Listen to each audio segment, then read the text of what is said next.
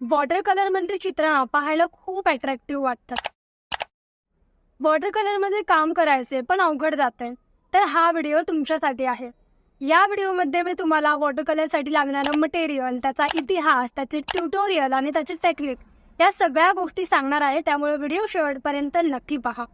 नमस्कार to all the कलाकार, माझं नाव सिद्धी. स्वागत आहे तुमचं आपल्या लाडक्या चॅनलमध्ये, ज्याचं नाव आहे रेखोट्या.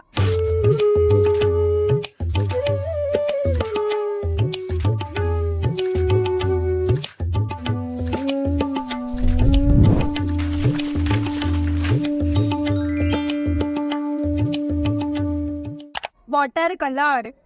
फायनली मला खूप दिवसांपासून या विषयावरती बोलायचं होतं तुमच्याशी, कारण हा विषय तसा आहे, वन ऑफ द माझा फेवरेट मीडिया आहे. खूप एक्सायटेड होते मी या व्हिडिओसाठी आणि या व्हिडिओमधून तुम्हाला नक्कीच खूप छान छान गोष्टी शिकायला मिळणार आहेत, याची मी तुम्हाला गॅरंटी देते. चला तर मग व्हिडिओला सुरुवात करूया. वॉटर कलर म्हणजे नक्की काय असतं, वॉटर कलर इतर मीडियमपेक्षा कसे काय वेगळे असतात, हे आता आपण जाणून घेऊया.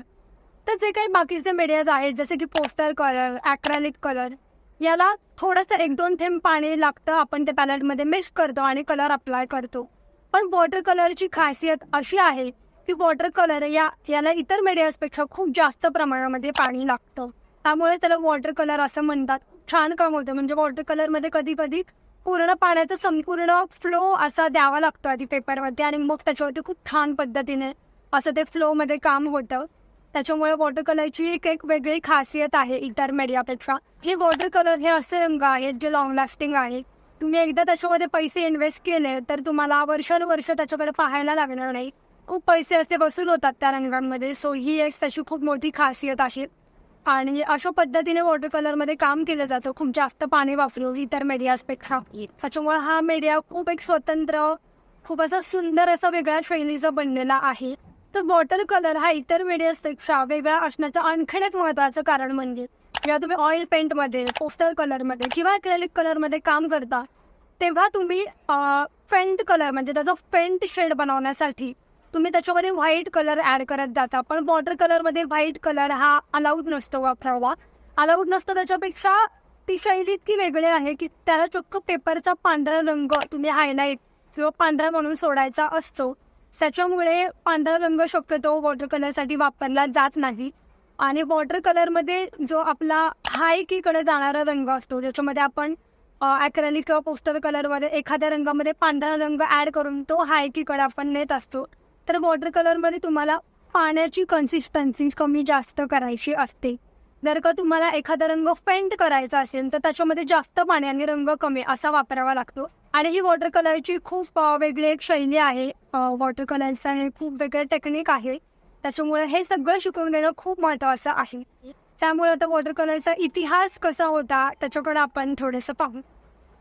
वॉटर कलर म्हणजे जलरंग चित्रकला ही भारतामध्ये प्राचीन काळापासून चालत आलेली अशी कला आहे.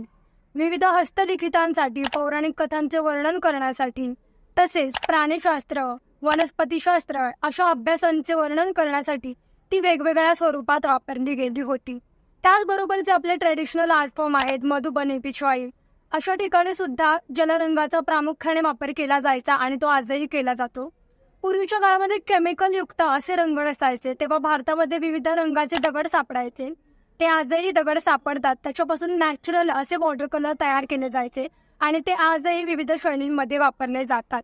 मुघलांनी सुद्धा वॉटर कलर या शैलीसाठी खूप मोठी कामगिरी बजावली होती. मुघलांच्या शैलीमध्ये सुद्धा तुम्हाला बऱ्याच वेळा वॉटर कलरचा यूज केलेला तुम्हाला वारंवार दिसेल. त्याचबरोबर रामायणातल्या ज्या पौराणिक कथा आहेत त्यांच्यासाठी सुद्धा प्रामुख्याने वॉटर कलरचा वापर केला जायचा. तो आजही केला जातो. आणि अशा प्रकारे खूप सुंदर असा सांस्कृतिक वॉटर कलरचा इतिहास आपल्या भारताला लाभलेला आहे. तर हा होता थोडक्यात आपल्या भारताचा जलरंगाचा इतिहास. आता वॉटर कलरसाठी लागणारं मटेरियल कोणतं आहे ते आता आपण पाहूयात.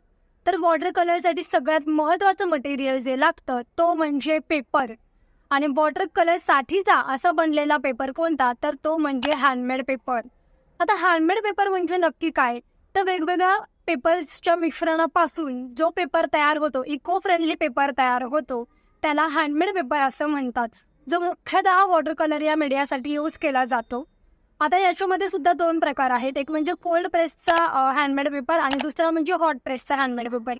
आता यातला फरक कोणता? तर कोल्ड प्रेसचा जो हँडमेड पेपर असतो त्याच्यावरती टेक्स्चर हे थोडं लांब असतं आणि हॉट प्रेसचा जो काही पेपर असतो हँडमेड त्याचं टेक्स्चर बऱ्यापैकी जवळ असतं. म्हणजे लांबून जर का तुम्ही तो पेपर पाहिला तर तुम्हाला तो नॉर्मल पेपरसारखा वाटेल, एवढं त्याचं टेक्स्चर जवळ असतं.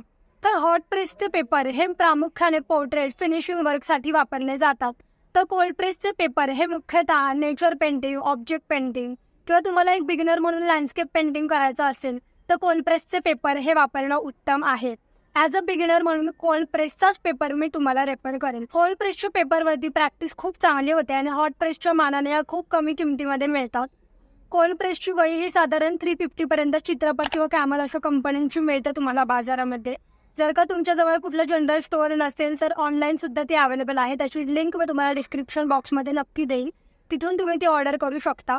आणि हॉट प्रेसचे हे पेपर 350 रुपीजपर्यंत तुम्हाला फक्त 5 शीट तुम्हाला A4 किंवा A3 पर्यंत मिळतात. त्याच्यामुळे ॲज अ बिगिनर म्हणून प्रॅक्टिससाठी हे तुम्हाला जास्त कॉस्टली जाईल.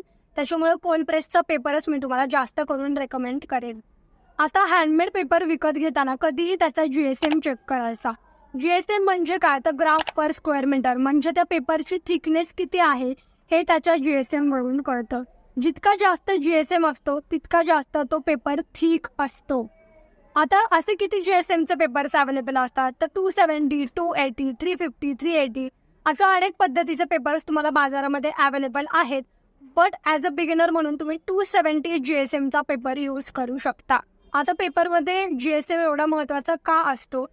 तर तुम्ही जेव्हा एक प्लेन पाण्याचा वॉश देता तेव्हा त्या पेपरमध्ये तेवढी क्षमता असायला हवी की तो पेपर ते पाणी व्यवस्थितपणे ॲब्झॉर्ब करेल आणि तुमची पेंटिंग व्यवस्थितपणे होईल. त्यामुळे पेपर विकत घेताना या सगळ्या गोष्टी तपासून पाहणं अतिशय गरजेचं आहे.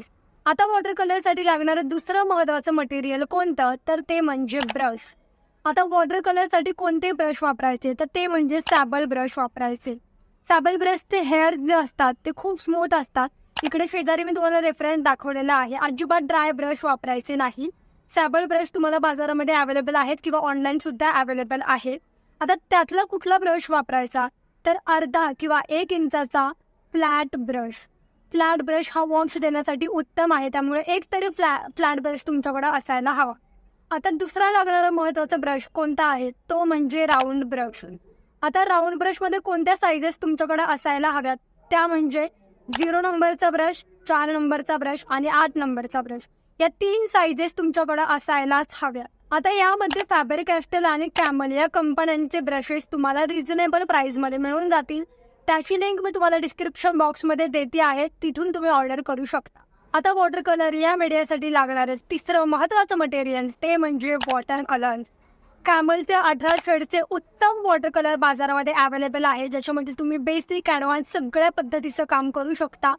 300 ते 330 रुपयांपर्यंत तुम्हाला बाजारामध्ये ते अवेलेबल आहेत. तुमच्या घराजवळ जर का कोणता स्टोअर नसेल तर तुम्ही ऑनलाईन ते मागवू शकता. त्याची सुद्धा लिंक मी तुम्हाला डिस्क्रिप्शन बॉक्समध्ये देत आहे. आता वॉटर कलर केक्स का वापरायचे? वॉटर कलर ट्यूब का नाही वापरायचे ॲज अ बिगिनर म्हणून? त्याचं एक महत्त्वाचं कारण मी तुम्हाला सांगते. तुम्ही जेव्हा एखादं पेंटिंग करत असता, एखादा कलर राहून जातो ट्यूबमधून काढायचा, त्याच्यामध्ये ते पेंटिंग वाळून जातं, परत त्याच्यावरती पाणी अप्लाय करावं लागतं, पेंट अप्लाय करावा लागतो. ही सगळी प्रोसिजर थोडीशी हेक्टिक होऊन जाते. तर वॉटर कलर केक्समध्ये तुम्ही ऑन द स्पॉट ते अप्लाय करू शकता. तिकडे शेजारी त्याचं पॅलेटसुद्धा दिलेलं असतं. तर त्याच्यामुळे वॉटर कलर केक्स हे ट्यूबपेक्षा जास्त बेटर आहेत. आणि वॉटर कलर हा मीडिया आवडण्याचं सगळ्यात महत्त्वाचं कारण अजून एक आहे, ते म्हणजे हे कलर खूप लॉंग लास्टिंग आहेत.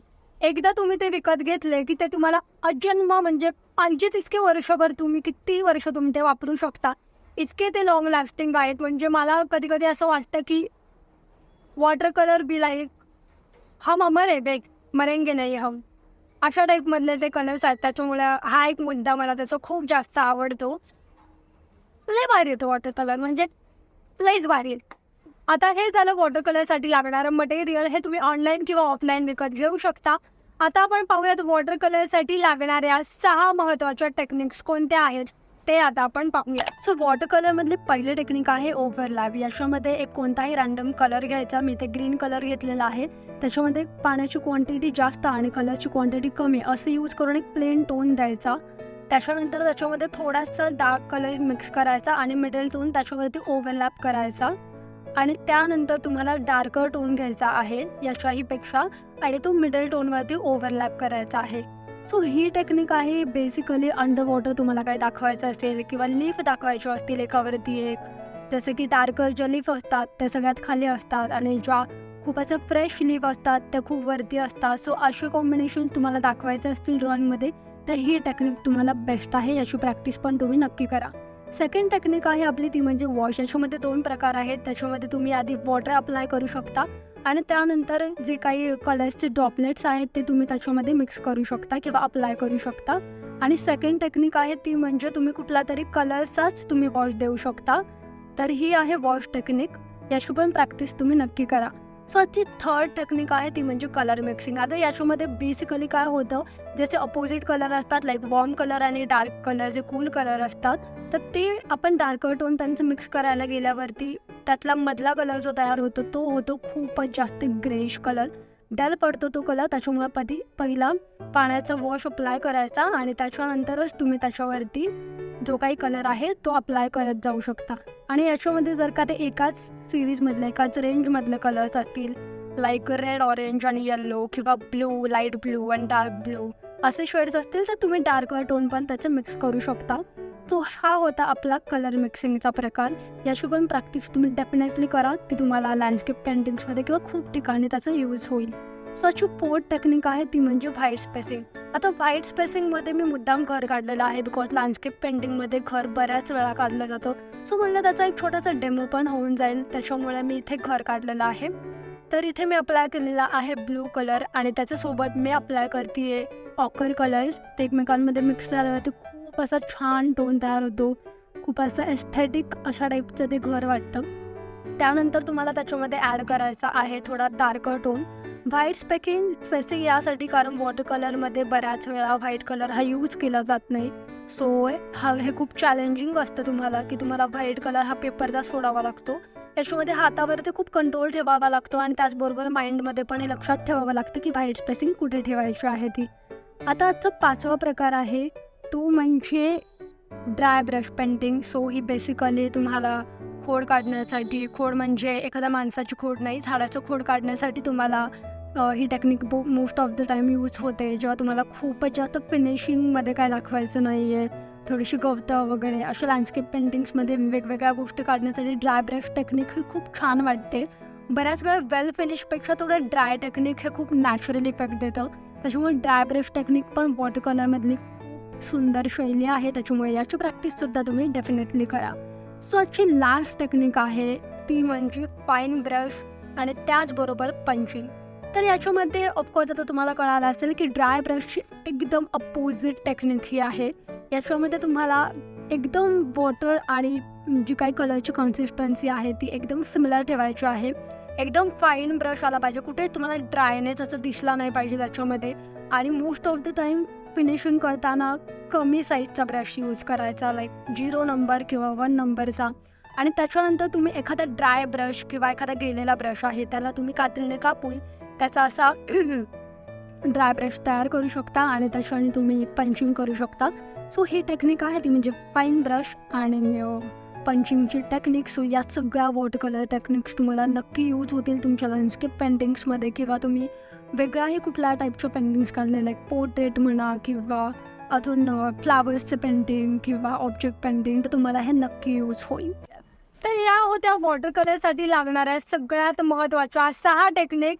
याच्यावरती तुम्ही नक्की प्रॅक्टिस करा. याचा तुम्हाला वॉटर कलरसाठी खूप छान फायदा होईल, उपयोग होईल. आणि पुढच्या व्हिडिओमध्ये आपण या सगळ्या टेक्निक्स यूज करून एक लँडस्केप पेंटिंग करणार आहोत. त्याच्यामुळे हा भाग इथे संपत नाही, याचा पुढचा पार्ट मी लवकरच घेऊन येणार आहे. तोपर्यंत आनंदी राहा, कलेवरती खूप प्रेम करत राहा आणि पाहत राहा रेघोट्या.